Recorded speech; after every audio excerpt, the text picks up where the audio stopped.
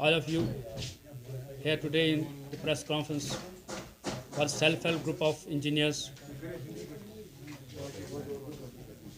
आज आप लोगों के सामने यहाँ पे आने का मकसद ये है, आप सब लोग जो हमारी मीडिया फ्रेटर्निटी है उनके तो हम शुक्रगुजार हैं।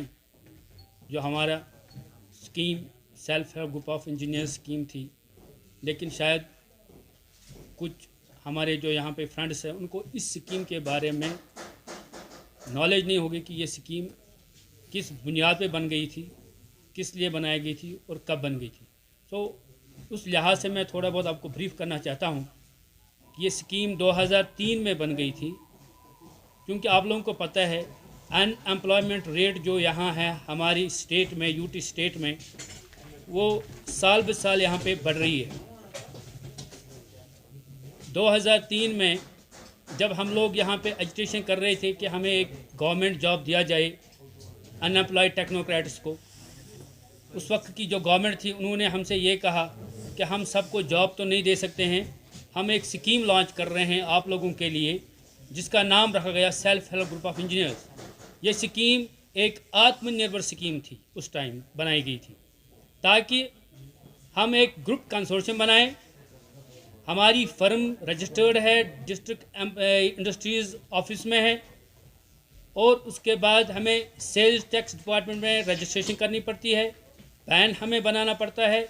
ये सारी जो इसमें हमें ये करनी पड़ती हैं, जो भी फॉर्मेलिटीज़ करनी पड़ती हैं थ्रू द एम्प्लॉयमेंट डिपार्टमेंट, ये सब कुछ हम उस वक्त करते आए।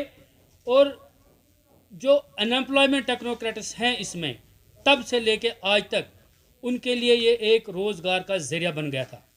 वो कभी कोई अगर 1500 रुपये पे सेल्समैनशिप करता था, उसने आके वो छोड़ के इस स्कीम को ज्वाइन किया।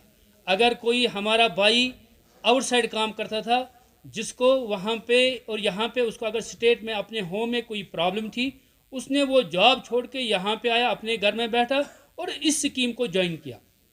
तो आज तक इस स्कीम में तकरीबन कम से कम 10,000 लड़के एंगेज्ड है। लेकिन ऑल ऑफ अस इसमें कैबिनेट बाज़ाब्ता कैबिनेट गाइडलाइंस बन गई है, जो कि गवर्नमेंट ने बाज़ाब्ता कैबिनेट गाइडलाइंस है इसकी। लेकिन 2020 8 अगस्त को अचानक से इस स्कीम को 2 लाइन से स्क्रैप किया गया, without any reason, without consulting any stakeholder of this scheme. ये हमने उस टाइम उसी वक्त हम सड़कों पे आ गए और आप लोगों ने भी इसको उछाला। हर एक ऑफिसर के पास, चाहे वो लेफ्टिनेंट गवर्नर है, एडवाइज़र है, उनके सामने हमने कोशिश की जाने की, लेकिन अनफॉर्चुनेटली हमें ये समझ नहीं आ रहा है कि लेफ्टिनेंट गवर्नर साहब हमें क्यों नहीं मिल रहे हैं। क्या उनको शायद इल्म है कि ये जो हुआ है ये गलत हुआ है? जो ये अनएम्प्लॉयड यूथ है जिसके लिए वो कह रहे हैं कि हम आए हैं यहाँ पे डेवलपमेंट करने के लिए, हम यहाँ पे अनएम्प्लॉयड यूथ को एम्प्लॉयमेंट देना चाहते हैं। आपको पता ही होगा रिसेंटली 6 फरवरी को हमारे लेफ्टिनेंट गवर्नर साहब ने हार्वर्ड इंडिया यूएस इनिशिएटिव की उन्होंने जो एड्रेस दिया उसमें उन्होंने कहा, I want to give the job opportunities around 80% of the youth, and he quote the Chanakya कि youth is the biggest power. अगर यूथ बिगेस्ट पावर है तो हमारे साथ नाइंसाफ़ी क्यों हो गई? अगर उन्होंने उस टाइम ये समझ लिया कि नहीं, इस स्कीम को वापस लाने के लिए हम कमेटी बनाए, और कमेटी उन्होंने बनाई under the chairmanship of AR Bhatnagar साहब, लेकिन आज तक उस कमेटी ने क्या किया? 4 महीने गुजर गए, हम लड़के जो इसमें एंगेज है वो बेचारे बहुत परेशान हैं।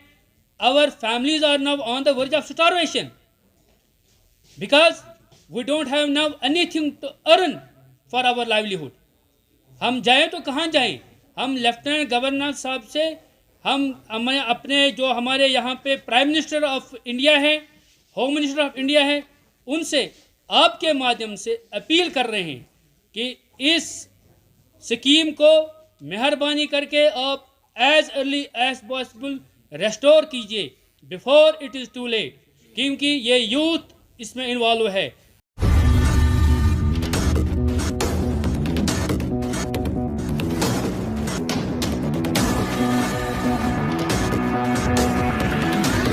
INS.